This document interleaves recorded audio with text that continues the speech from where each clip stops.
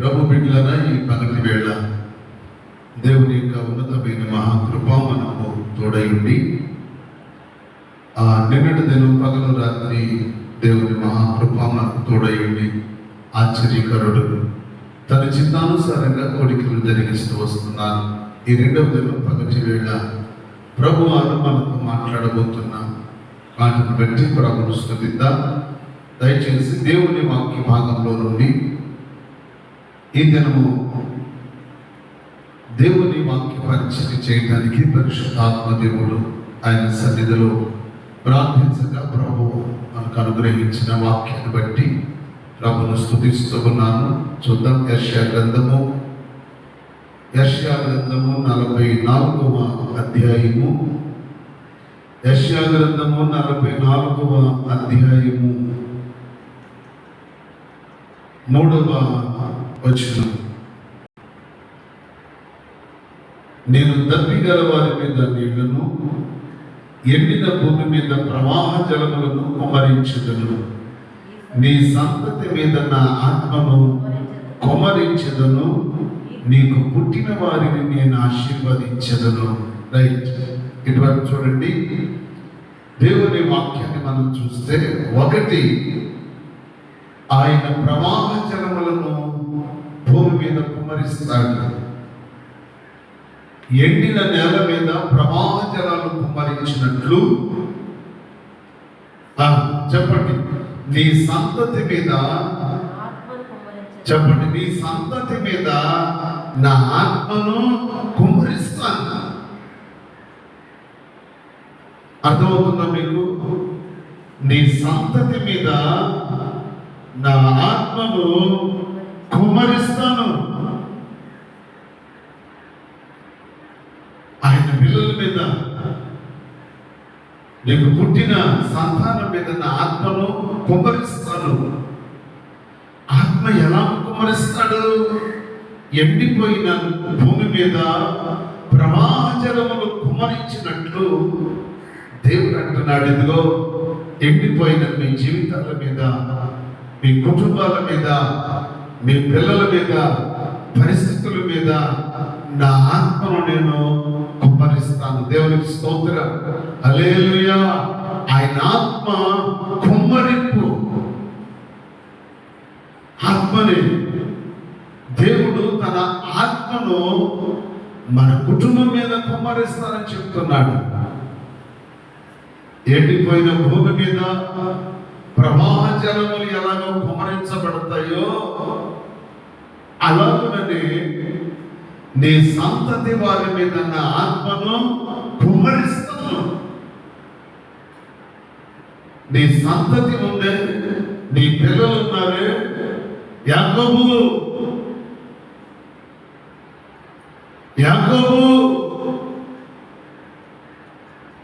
ఇశ్రాయేలు, ఓ యేషూరు, నా మాట విను, నా మాట విను. ఇశ్రాయేలు, నా మాట విను. నీ సంతానం ఉందే, నీ సంతానం మీద నా ఆత్మను కుమ్మరిస్తాను. నీ పిల్లల మీద నా ఆత్మను కుమ్మరిస్తాను. అంతేకాదు, ఇశ్రాయేలు, నీకు పుట్టిన వారిని నేను ఆశీర్వదిస్తాను. దేవునికి మహిమ కలుగును గాక. హల్లెలూయా చెప్తాం. హల్లెలూయా. 2 చెప్తున్నాడు దేవుడు. 3వ మాట చెప్తున్నాడు దేవుడు. ఇదిగో ఎండిపోయిన భూమి ఉందే, ఆ భూమి మీద ప్రవాహ జలములను కుమ్మరించినట్లు, ఎండిపోయిన భూమి మీద ప్రవాహ జలములు కుమ్మరించినట్లు ఇశ్రాయేలు, నీ సంతతి మీద నా ఆత్మను కుమ్మరిస్తాను. నమ్ముతావు? యాకోబు నమ్ముతావా? యెషూరు నమ్ముతావా? నమ్ముతానయ్యా, అయ్యా నమ్ముతానయ్యా, నీ మాటలు నమ్ముతానయ్యా. అవును, యాకోబు దేవుని మాటలు నమ్మాడు. యాకోబు దేవుని మాట నమ్మాడు.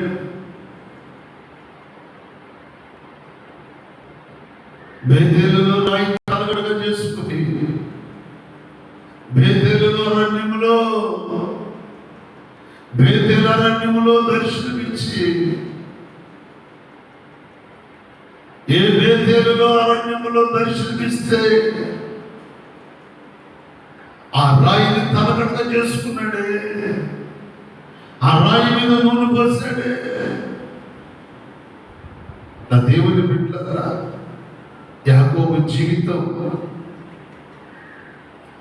ఎంత ఆశ్చర్యమైనదో తెలుసా? యాకోబు జీవితం ఒడిదుడుకుల మధ్యలో సంతోషం కొంతకాలం, బాధ కొంతకాలం, దుఃఖం కొంతకాలం. అయినా యాకోబును దేవుడు విడిచిపెట్టలేదు. యాకోబును దేవుడు విడిచిపెట్టలేదు. బిడ్డలారా, నిన్ను పిలిచిన వాడును నేనే. ఏమన్నాడు?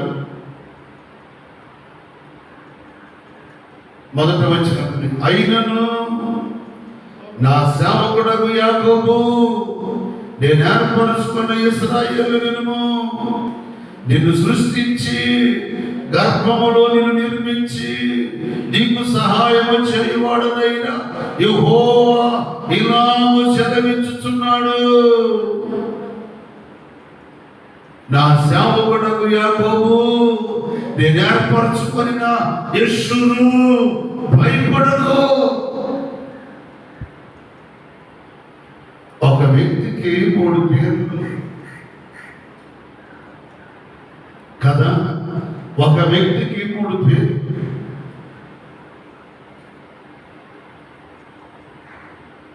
దేవుడు ఆశీర్వదిస్తానని బాల్యము నుండి దేవుడు యాకోబుతో మాట్లాడుతూ వచ్చాడు. నా ప్రభు బిడ్డలారా, బాల్యము నుండి మన పిల్లలను, సంతతిని, ఆయన ఆత్మ మన సంతతి మీద కుమ్మరించబడాలంటే, ఆయన ఆత్మ మన పిల్లల మీద, మన కుటుంబాల మీద కుమ్మరించబడాలంటే, ఆయన హస్తం మన పిల్లలను, కుటుంబాలను దీవించాలంటే, ఎండిపోయిన మన బ్రతుకులను, నిస్సహాయ స్థితిలో ఉన్న మన బ్రతుకులను, నిరుపయోగంగా పడి ఉన్న మన జీవితాలను సరిచేసి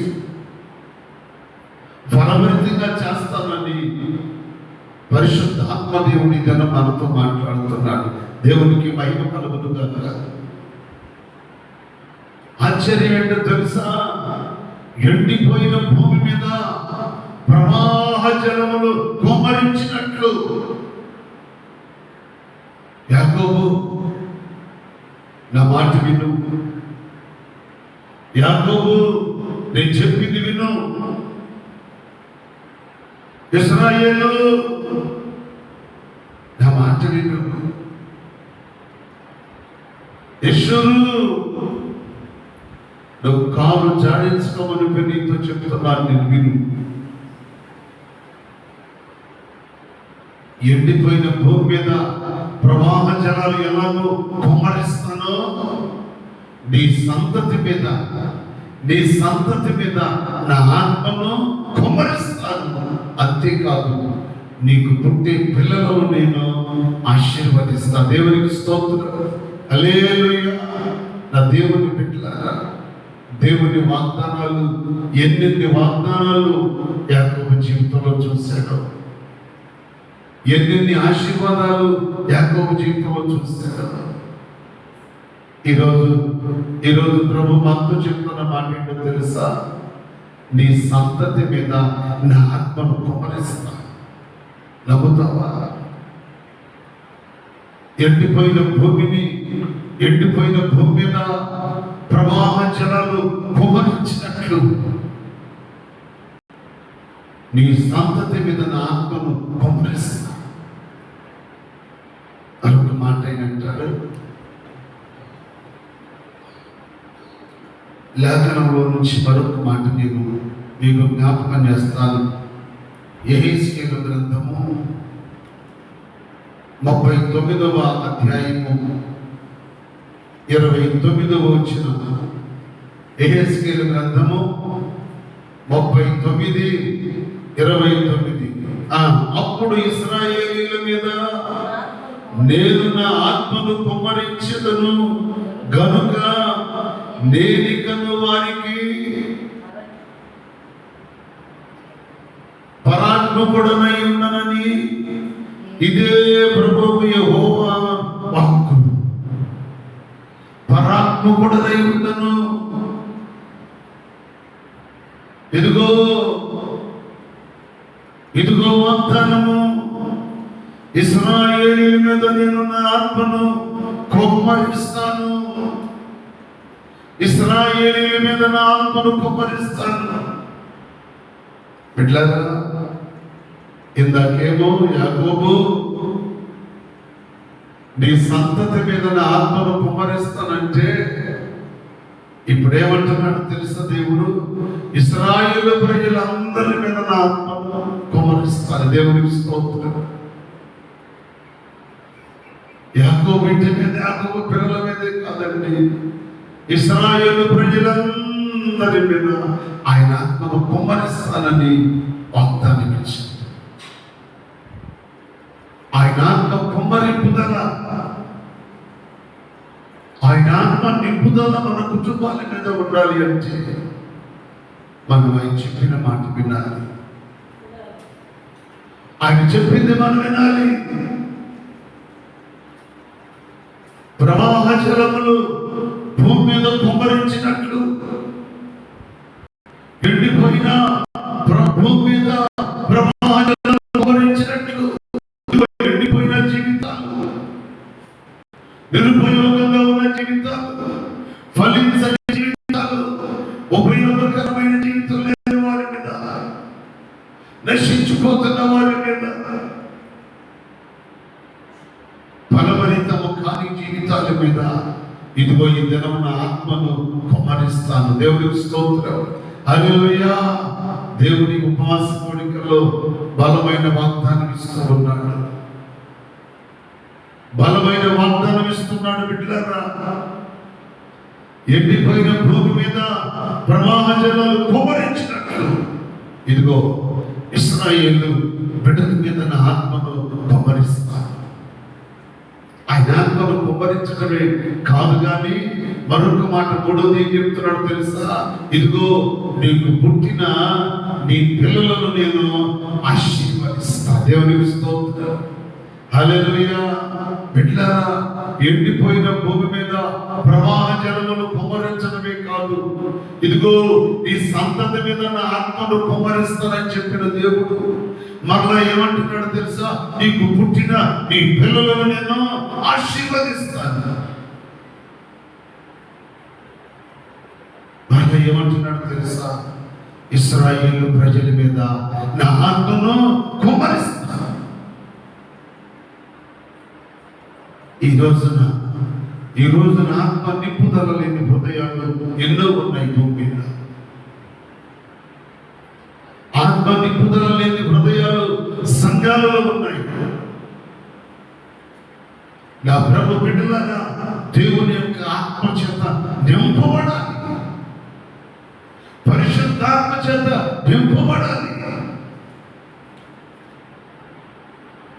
ఎప్పుడైతే దేవుని పిల్లలు దేవుని ఆత్మ చేత నింపబడతారో, ఆత్మ చేత నింపబడిన బిడ్డలు ప్రవచించగలుగుతారు.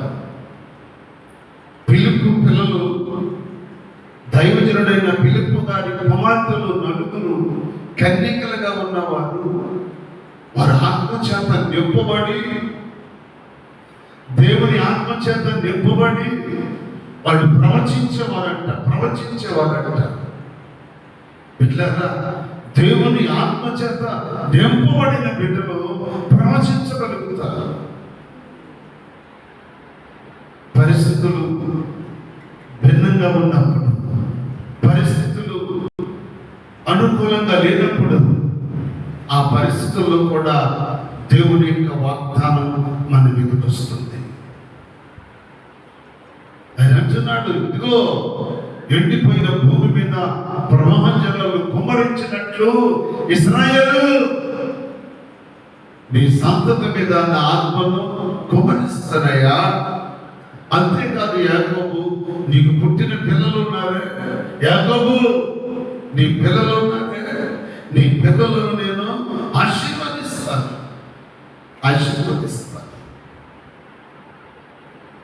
ఎందుకో తెలుసా?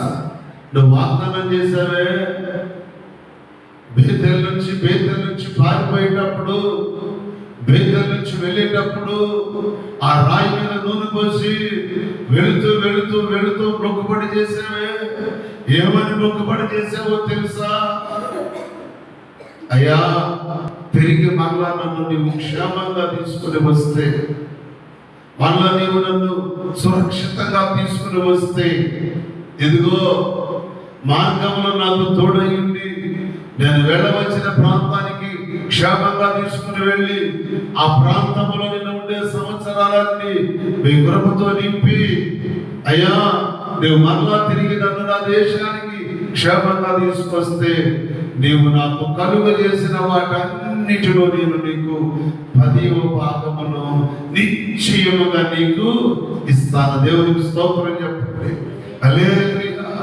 బిడ్డలారా, యాకోబు చేసుకున్న మొక్కుబడి చాలా అద్భుతమైనది. చాలా అద్భుతమైన మొక్కుబడి చేసుకున్నాడు యాకోబు. దేవుని సన్నిధిలో మొక్కుబడి చేశాడు. నిజమే, మన జీవితంలో మనం దేవునితో నిబంధన చేసుకోలేము, మొక్కుబడి చేసుకోలేము. పిల్లరా, దేవుని పిల్లలు మనం దేవునితో మొక్కుబడి చేయాలి. యాకోబు ధనముతో వెళ్ళలేదు, ఒంటరిగా చేతి కర్రతో ప్రయాణమై వెళుతూ యాకోబు దేవుని సన్నిధిలో మొక్కుబడి చేశాడు. అలాగనే యాకోబు తన జీవితంలో దేవుడు తనకిచ్చిన సమస్తములో యాకోబు దేవునికి ఇవ్వగలిగాడు. దేవుని స్తోత్రం. హల్లెలూయా. మన జీవితంలో ఒక కార్యం చూడాలంటే యాకోబు కార్యాలు చూడలేదప్పటికీ, యాకోబుకు మందలు లేనప్పటికీ, యాకోబుకు భార్య లేనప్పటికీ, యాకోబుకు పిల్లలు లేనప్పటికీ, యాకోబుకు ఆస్తి ఏమి లేదు, ఐశ్వర్యం ఏమి లేదు, ఏమవుతుందో తెలియదు. కానీ యాకోబు జీవితంలో ఒక ఆలోచన ఉంది, నా దేవుడు మరలా నన్ను ఒంటరిగా తీసుకొని రాడు. దేవుని స్తోత్రం. నా దేవుడు నన్ను మళ్ళా ఒంటరిగా తీసుకొని రాడు. అయ్యా, నువ్వు నన్ను ఒంటరిగా తీసుకుని రావు, నన్ను ఆశీర్వదిస్తావు, నన్ను దీవిస్తావు, నా సంతతిని దీవిస్తావు, నా సంతతి మీద నీ ఆత్మను కుమ్మరిస్తావు. నా ప్రభు బిడ్డలారా, యాకోబు బేతేలులో చూసిన దర్శనమే, ఆ దర్శనమే మొక్కుబడిగా మార్చుకున్నాడు. యాకోబు బేతేలులో దర్శనం చూసాడే, ఆ దర్శనము తన జీవితంలో నెరవేరింది. అందుకే ఇశ్రాయేలుగా మార్చబడటానికి దేవుడు అవకాశం ఇచ్చాడు. కనుక బిడ్డలారా, దేవుని సన్నిధిలో మనం చేయవలసిన మొక్కుబడి. దావీదు అంటాడు, ఇదిగో నేను యెహోవా యొద్ద ఒక వరము అడిగి తిని దాన్ని నేను వెతుకుతున్నాను. దేవుని దగ్గర వెతకాలి.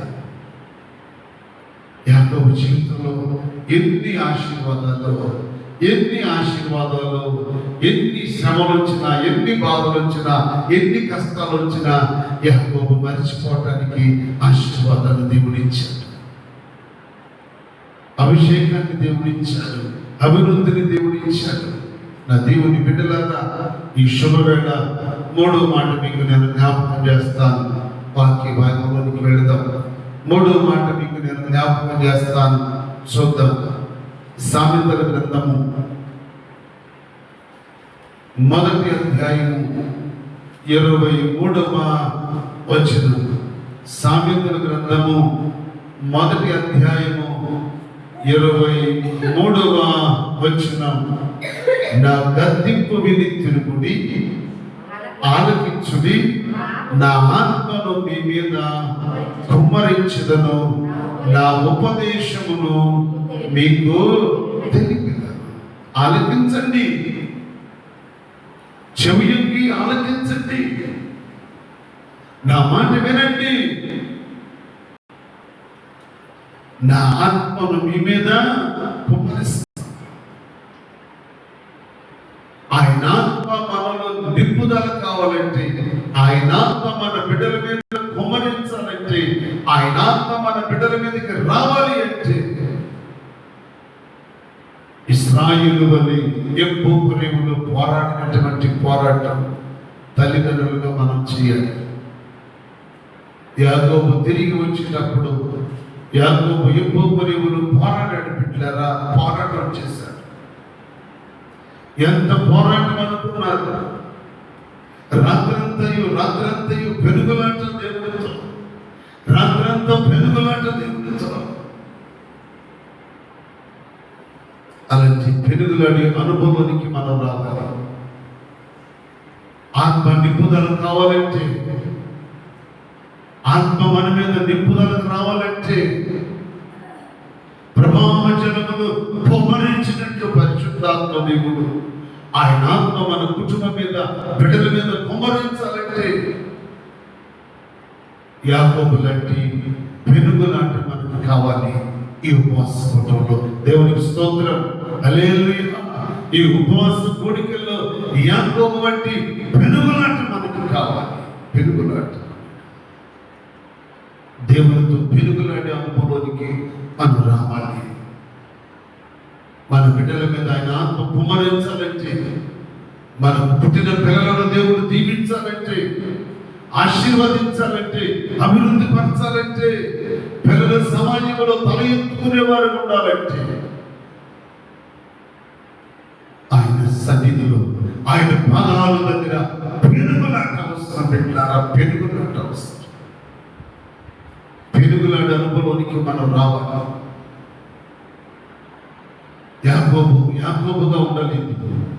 యాకోబు పెనుగులాడాడు. యాకోబు పోరాడాడు. మగసరి కలిగి యాకోబు దేవుడితో రాత్రంతా పోరాడి